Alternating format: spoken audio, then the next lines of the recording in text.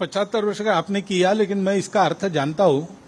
75 वर्ष की शाल जब उड़ी जाती है तब उसका अर्थ यह होता है कि अब आपकी आयु हो गई, अब जरा बाजू हमको करने दो।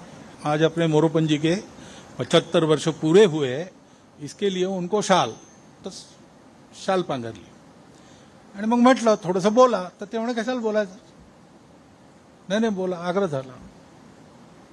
ते उभे राहिले, उभे राहिल्यावर स्वाभाविक मोरोपंतांचं बोलणं जे कार्यकर्ते जरा हसऱ्या चेहऱ्याने पाहायचे, तो ते म्हणायचे कि मेरी मुश्किल ये है कि मैं खड़ा होता तो लोग हंसने लगते,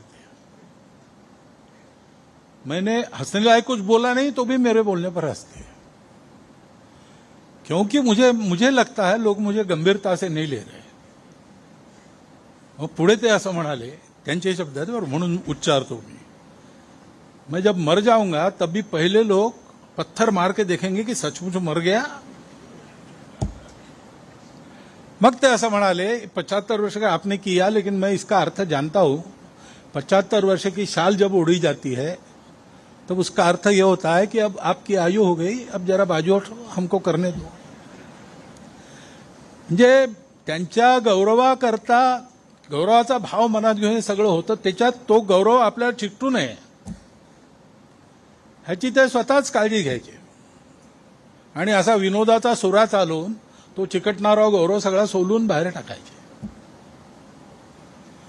हे मनुष्याचं व्यक्तित्व जेव्हा विलीन होतं, आपल्याकडे एका गीतात उल्लेख आहे, त्या अहंकार कोशात कोंडून पडे पुरुषार्थ, तो कोश दुभंगुनी होत हे विशाल जीवन आता, जगतास देऊ मानवता संघ हीच जीवन गाथा।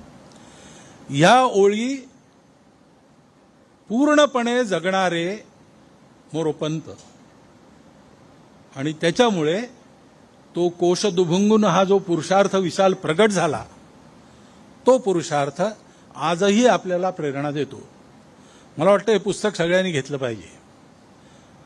आणखी स्वयंसेवक आज जे नसतील इथे त्यांना सांगितलं पाहिजे, कारण जसं डॉक्टर हेडगेवारांचं चरित्र संघाच्या लोकांनी पुन्हा पुन्हा वाचलं पाहिजे, तसं हे एक चरित्र आहे जे आपण पुन्हा पुन्हा वाचलं पाहिजे आणि वाचून त्याच्यातून योग्य बोध घेतला पाहिजे।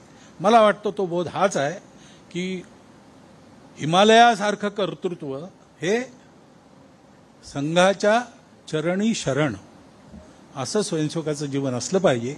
हा स्वयंसेवकाच्या जीवनाचा वस्तुपाठ आपण सगळ्यांनी या पुस्तकातून प्राप्त करावा आणि तुझे तेज अंगी शतांशाचं डॉक्टरांबरोबर म्हणतो तसं मोरोपंतांचंही काही शतांशांनी हे समर्पण आणि हे कर्तृत्व आपल्या वाट्याला आलं तर दाही दिशा उजळून टाकायची आपली जी मनीषा आहे ती मनीषा लवकरात लवकर पूर्ण होईल।